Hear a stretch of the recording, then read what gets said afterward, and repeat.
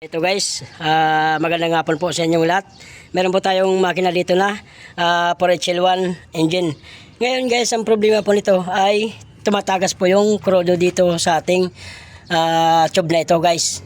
So ito, dito po walang tagas. So ngayon ang ginawa ko rito is chinik up ko muna kung saan ang gagaling yung tagas kasi palyado yung ating makina. So ngayon ang gagawin natin ay papandarin natin para matingnan natin kung saan ang gagaling yung tagas na yun. Pero dito guys, dito may napansin pa ako. So papastart natin sa ating driver para malaman natin yung fuel leak na yun or yung tagas. So pa-start natin. Sige, pa-start nga ako. Ayun, yung ating magigiting na driver. May palito isa yan. Ayun, sige, pa-start nga ako, sir. Start. Okay. Ayun. Isa pa. Okay. Ayan guys, so umaandar naman siya. Ang ano nga lang siya, palyado.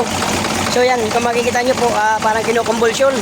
So ito po yung guys, yung sinasabi ko na tumatagas. Yan. Kahit ano pong gawing higpit yan, lalo pang tatagas pagka hinihigpitan. Ayan guys.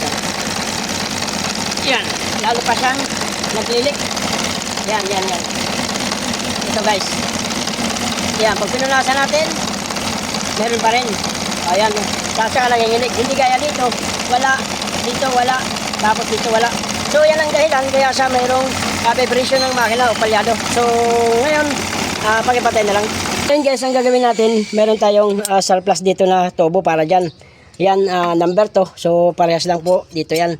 Ito guys, explain ko po sa inyo kung ano yung, kung bakit siya tumatagas. So ito yung guys, yung ating bago. Ngayon may papansin tayo dito, kahit anong gawin nating lagay ng tape dyan o teflon, ginagawang paraan para ito hindi tumagas. Pero ito kahit anong gawin nyo po dito, kasi sinubukan ko po, naglagay ako ng teflon, naglagay ako ng sinulid, lahat po ng paraan ay ginawa ko po. So hindi po naging effective yun. Hindi po gaya ng mga injection pump, yung mga rotary, yung mga ganong injection pump. Pwede po yung ganong paraan o ginagawa ng yung tanso. Pero ito wala pa akong nagawang kundi tumagas pa rin. Ginawa ko na lahat ng paraan. Ito guys, babaklasin ko ulit ngayon to para maipaliwanag ko naman sa inyo at saka para malaman natin kung tatagas siya uli. Ito, kalasin natin tapos ipapalit natin dito. Ngayon ang gagawin natin, wala po tayong ilalagay dito na kahit ano pagka ito nating binalik. So, umpisa natin guys. Ito po ay number 2 na tubo.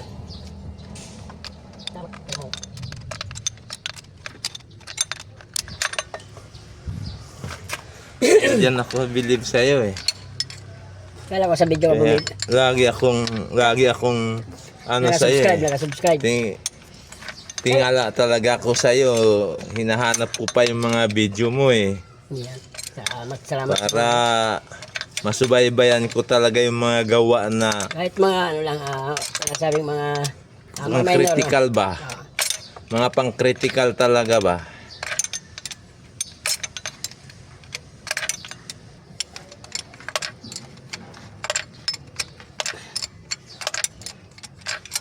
Ayan na, ito na guys, natatanggal. natanggal na natin. So ngayon, ipapakita ko po sa inyo kung saan po nanggagaling yung leaking na yun. Ito guys, yung sinasabi ko po sa inyo kanina. So ayan, makikita po, gastado po yung dito yung leak niya. So kahit anong lagay natin dyan, yung iba dito lalagyan. Yung ibang ganito guys, mga 4BE1, BC2, 4030, 31, L300, mga ganun dito lang po, lalagyan po ng tip yan. Is okay na, o di kaya teflon tip or sinulid. Nagiging okay na po yun. Pero dito po sa mga ganitong makina or high pressure pump o electronic, malakas kasi ang bomba ng ating high pressure pump kung tawagin. So ito guys, dito lang gagaling yung tagas na yon. Kasi kailangan pit na pit po ito. Hindi po dito, kundi dito po nang gagaling yung tagas.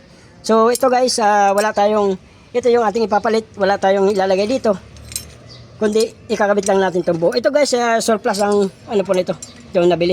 So ayan, magkaiba talaga. Ayan, wala siyang uka-uka o ano. Basta ito yung talaga original niya. Ito naman nasisira to guys, pagka ginagawa natin yung makina, hinangan natin cylinder head, o binubuksan natin to or tinatanggal. Kaya ito medyo napupudpod. Kakatanggal kabit. So ito, kabit natin. Ayan, wala po tayong kakabit dyan. Basta lang natin isasalpak yan.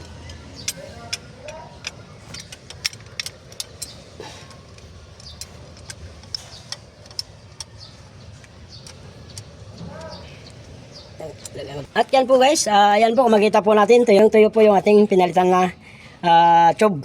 At pagdating naman dito, syempre nakabukas pa yan kasi i-redondo muna natin bago natin mapandar kasi may hangin pa itong linya na to. Yung isa na yan, yung pinalitan natin. So, paridondo muna natin. Paridondo ulit, sir. Kailangan may lumabas dito guys. Okay, sige, start.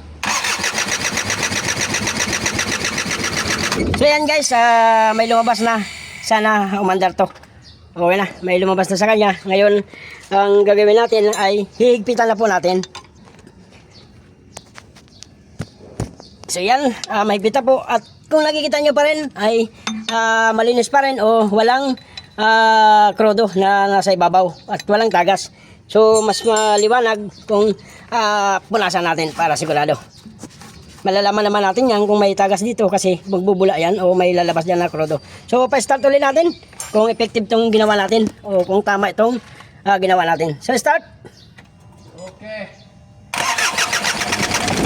Yun. Ayan yung palya na yan, titinin yan. Titinin yan guys pagka mawala pa yung hangin dito, may hangin pa yan sa tube natin. Pero mawawala yan. Pero kung makikita nyo po guys, yung ginawa natin ay walang Diyos. Yes, naging okay. So walang tagas. Okay? Wala po siyang tubig dito o krodo. Malaki dito, wala din pong tagas. Yung ating makina, medyo naging okay na siya. Mas titining pa yan pagka yung ating krodo ay mawala na dito sa ating mga tube. So yan, walang tagas. Okay? Okay tayo dyan, pakirid nga ako kung ano yung makina natin o yung ano ba siya, yung sige, hirid mo. Yun. Yes, yes. Okay. So yan guys, hindi siya low power. May galit yung kanyang makina.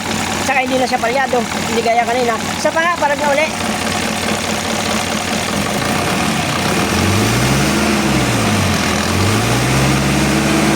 Yun. So ayan guys, wala na pong tagas. Pakipatay nga ako. Pakipatay nga.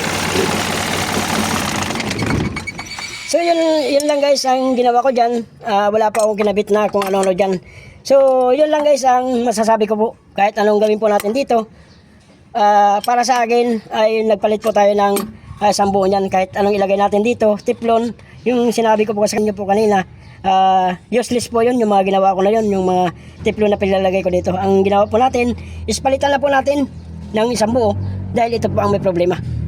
Yan yung dulo na yan. Yan po may problema. Ngayon, sa video ko pong ito, sana po, kung may mas ibang paraan pa po sa kapwa kong mekaniko, sana po mag-message po kayo dito sa aking video para makita ko rin kung ano po ang ginawa ninyong paraan para magaya ko kung sakaling may paraan pa po dito. So, yun lang. Sana po mag-message kayo sa kapwa kong mekaniko kung anong paraan nyo po dito para hindi po tayo magpalit ng second hand na ganito kasi sayang din kung bibili. Sana po marinig nyo po yung aking sinasabi na mag-message po kayo sa akin kung ano po ang paraan nyo dito para hindi tayo bumili. So yun lang guys, ang makina po nito, Porechel 1, Dash 2. Ito yung ating electronic computer box. So yun, nakasolve naman tayo yung ating Porechel 1 na truck na makina. So kanina po ito guys ay na-reker.